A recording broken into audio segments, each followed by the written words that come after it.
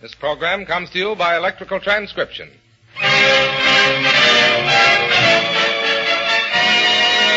The Treasury Star Parade.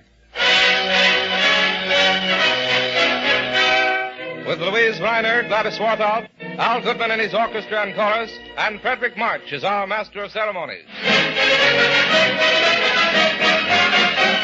Many bonds today, bonds of freedom, that's what we're selling, many bonds today.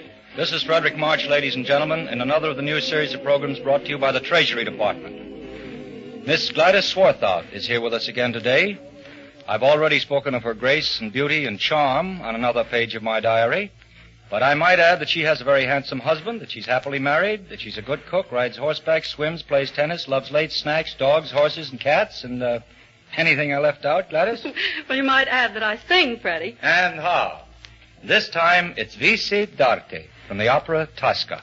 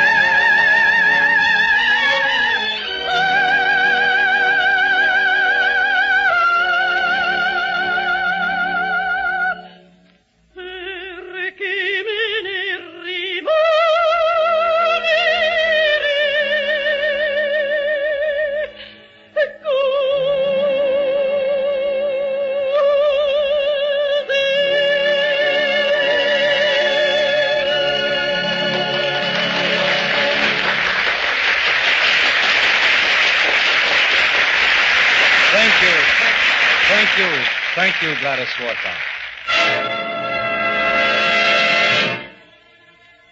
Ladies and gentlemen, some years ago, a woman sat in a prison in Germany and wrote a letter to a friend. She was there because she had spoken with courage and a fiery heart against the spiritual barbarism of the German militarists who had plunged the world into war. She had seen the sinister face of the future to which barbarism led and cried out against it, pleading for peace and love and the equal rights of man. She had been put into a prison, but no prison could stop this woman's words. She wrote letters and pamphlets by the score and smuggled them out of her cell to be copied by her friends and spread quietly and secretly throughout Germany. It is one of these letters which we have selected to be read here today. In the book Thinkers versus Junkers, It has been given the title Buffaloes and Men. Our reader, Miss Louise Rainer.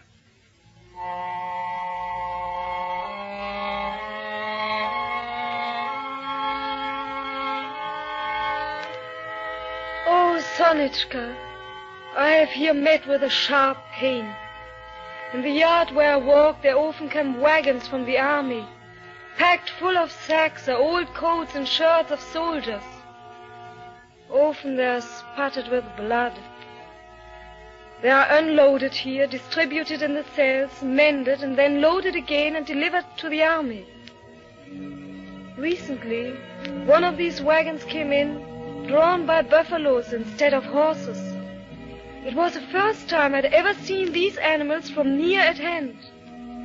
They are built more powerfully and broader than our cattle, with flat heads and horns bent down flat, their heads more like our sheep, black all over, with great, gentle eyes. They are trophies of war from Romania. The soldiers who led the wagon told that it was hard work to catch these wild animals, and even more difficult to use them for hauling, for they are accustomed to freedom. They were so frightfully beaten that the phrase "Wehe victis" really was true for them. About 100 head are said to be in Breslau alone.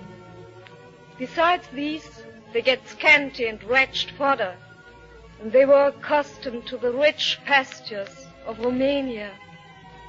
They are used unsparingly to pull every available wagon, and die quick in consequence. A few days ago, a wagon came in, its load of sacks piled up so high that the buffaloes could not get over the threshold at the gate. The soldier with them, a brutal fellow, began to strike the beasts with the thick end of his whip handle, so that the woman overseer took him to account indignantly, asking whether he had no pity for the beasts. "No one has pity for you and me," he answered with a malicious smile, and hit even harder.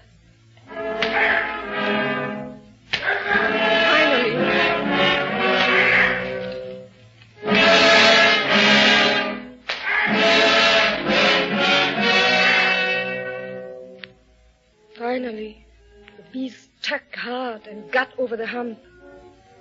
But one was bleeding.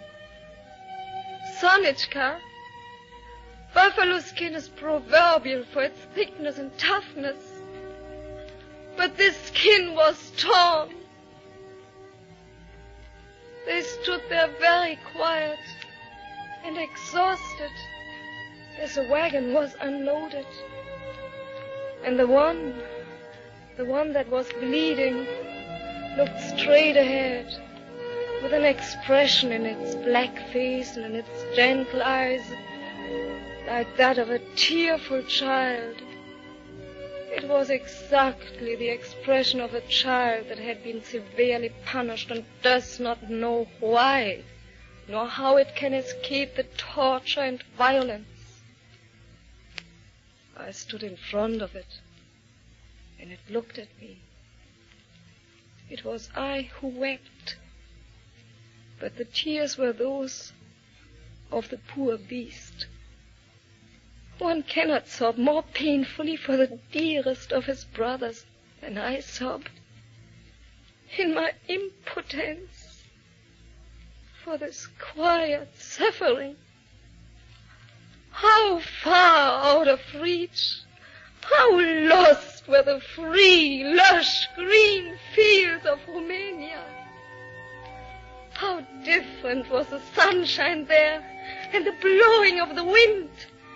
How different were the beautiful songs of the birds, or the melodic calls of the shepherds. And here, this strange, gruesome city, the sultry stall, these strange, dreadful men, and the blows, the blood that runs from fresh wounds. Oh, my poor buffalo. My poor dear brother. We both stand here so powerless and broken. We are one in pain, in longing, and in weakness.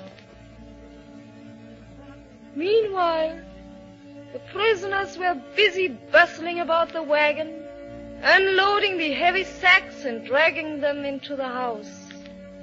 But the soldier stuck both hands in his pockets, strode around the yard, smiled, and whistled a popular song under his breath. And the whole splendor of war went marching by in front of me. Ah, Sonichka, your Rosa.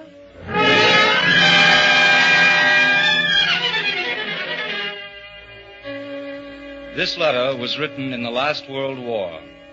Rosa died for her ideals. And the soldier of whom she wrote, well, he became 16 years later a god in a concentration camp.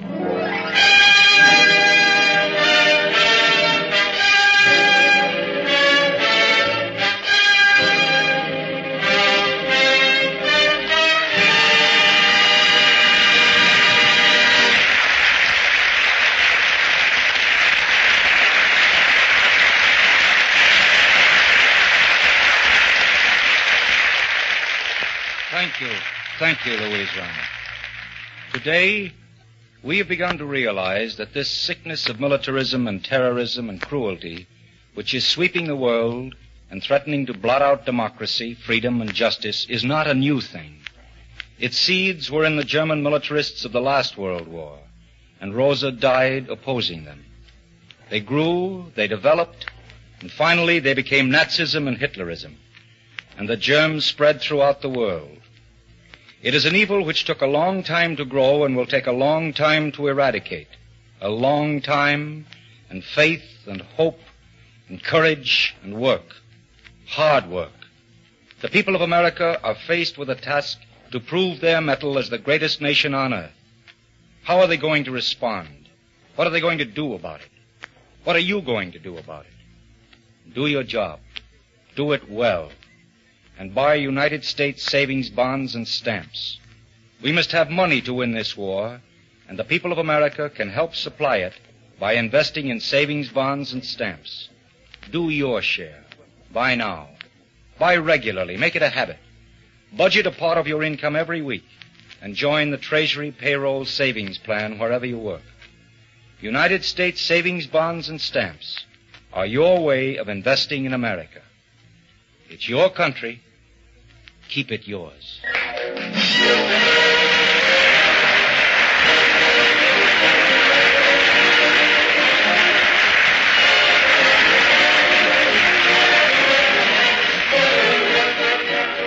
The United States Treasury thanks the distinguished artists who donated their talents to this performance. Frederick March, Louise Rainer, Gladys Swarthout, and Mr. Frederick Unger for the use of buffaloes and men. The orchestra and chorus were under the direction of Al Goodman. Writing by Malcolm Meacham, John Matouche, and Hal Block. Production by William A. Bacher. This is Larry Elliott speaking.